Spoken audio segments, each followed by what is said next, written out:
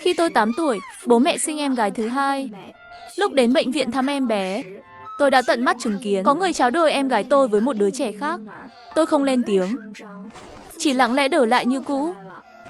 20 năm sau, một cô gái trẻ, vẻ ngoài lấm lem, chạy đến trước mặt bố mẹ tôi khóc lóc. Mẹ ơi, con mới là con gái ruột của bố mẹ. Sau một chuyến công tác nước ngoài trở về, không khí trong nhà bỗng trở nên rất kỳ lạ. Bố mẹ có vẻ mặt khác thường, còn trong nhà thì im lặng hẳn. Cháu Chiêu đâu rồi? Hôm nay chẳng phải cuối tuần sao? Con bé tuần này không về nhà. Lâm Vận Chiêu là em gái nhỏ hơn tôi 5 tuổi. Năm nay đang học đại học năm 2, học ngay tại trường đại học trong thành phố. Bình thường, nếu cuối tuần không có việc gì, em đều về nhà. Bảo con qua đây. Bố mẹ có chuyện rất quan trọng muốn bàn với con. Hai người đang thần bí gì vậy? Chẳng lẽ là cháu Chiêu bị bắt nạt ở trường sao? Không phải, mà còn nghiêm trọng hơn chuyện đó nhiều. Chẳng lẽ có chuyện gì nghiêm trọng hơn việc em gái bị bắt nạt? Nhà mình phá sản rồi. Ngành nào phá sản? Cũng không phải. Con có từng nghĩ đến chuyện Chiêu Chiêu không phải là con ruột nhà mình không? Mẹ, hồi trẻ mẹ đã làm sai chuyện gì sao? Con đang nghĩ bậy gì thế? Ý con là liệu có thể nào Chiêu Chiêu không phải là con của con và mẹ không? Điều đó không thể nào. Nuôi 20 năm trời, làm sao không phải con của nhà mình được? Rốt cuộc đã xảy ra chuyện gì vậy?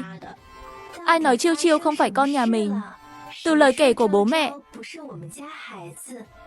tôi nghe được những chuyện kỳ lạ đã xảy ra trong một tuần tôi đi công tác. Mấy ngày trước, một cô gái 20 tuổi xuất hiện trước mặt bố mẹ tôi, mặt mày lấm lem, khóc lóc nức nở. Ôm chân mẹ tôi và nói trong nước mắt. Cô ấy mới là con gái ruột của bố mẹ. Cô ấy nói lúc sinh ra, mẹ ruột đã tráo đổi cô ấy. Không biết là từ đâu đến một người như vậy. Một người từ đâu đến không rõ. Nói rằng cô ta là con gái ruột của ba mẹ. Vậy mà ba mẹ tin sao? Đưa điện thoại đây cho con xem. Để con kiểm tra ba mẹ đã tải ứng dụng chống lừa đảo chưa. Nhưng mà cô ta đã nói chính xác ngày giờ sinh của em gái con. Thậm chí cả bệnh viện và bác sĩ phụ trách khi đó cũng đều biết rõ. Điều đó chỉ chứng minh cô ta là một kẻ lừa đảo được chuẩn bị rất kỹ. Nhưng thông tin này đâu phải bí mật gì. Có người nhớ được hoặc vô tình biết cũng không lạ. Ban đầu bà mẹ cũng không tin. Nhưng cô ta đã đưa ra món ngọc bội. Là quà bà ngoại tặng lúc em gái con ra đời. Lúc đó con còn nhỏ. Không biết có nhớ hay không? Bà ngoại con đã đặt riêng 2 món ngọc bội cho con và em gái con. Cái hiện giờ em gái con có là mua sau này bù vào. Còn một cái trước kia được đặt vào ngày em gái con ra đời. Lúc đó bà ngoại đặt trong nôi của em. Không biết từ lúc nào đã mất. Những lời của họ gợi lên trong con ký ức xa xưa. Ngày em thứ 2 trong nhà chào đời, con tình cờ nhìn thấy ai đó tráo đổi em gái với một đứa trẻ khác. Con không lên tiếng, tự mình lén tráo đổi lại. Nhưng con không chắc chi tiết trong ký ức đó có đúng không. Nếu chỉ là mơ, thì em gái con chưa từng bị tráo đổi. Còn nếu không phải mơ, thì ngày đó con đã kịp tráo đổi em lại. Cô gái nhận thân kia, giờ cô ấy ở đâu?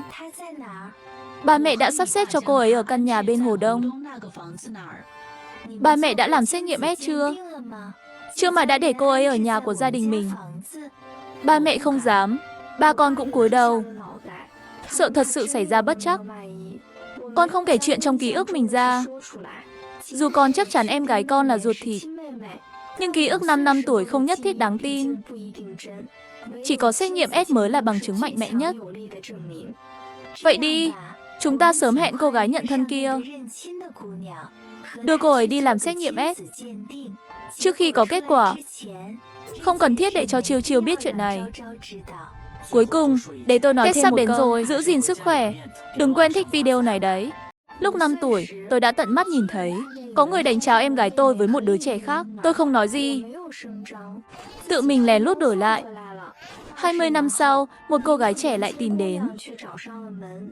Nói rằng cô ấy mới là con gái ruột. Nếu thực sự xét nghiệm ra có quan hệ huyết thống thì phải làm sao? Vậy thì báo cảnh sát bắt kẻ buôn người. Đưa người về nhà. Bồi thường thì bồi thường. Còn Chiêu Chiêu sẽ ở với tôi. Tệ nhất là Chiêu Chiêu đã có khả năng tự lập. Cậu ấy có thể tự chăm sóc mình. Nhưng tôi vẫn nghiêng về việc chuyện này chỉ là một trò đùa. Tuy nhiên, điều bất ngờ luôn đến nhanh hơn dự đoán. Tôi cứ nghĩ rằng chuyện này chỉ có tôi và ba mẹ biết. Không ngờ ngay ngày hôm sau, tôi nhận được một cuộc điện thoại. Chị Tâm Nguyệt nói là có chuyện rồi. Lâm Vận Chiêu đã đánh nhau với người khác ở trường. Khi nghe tin này, đầu dây bên kia là một người bạn của em gái tôi báo tin.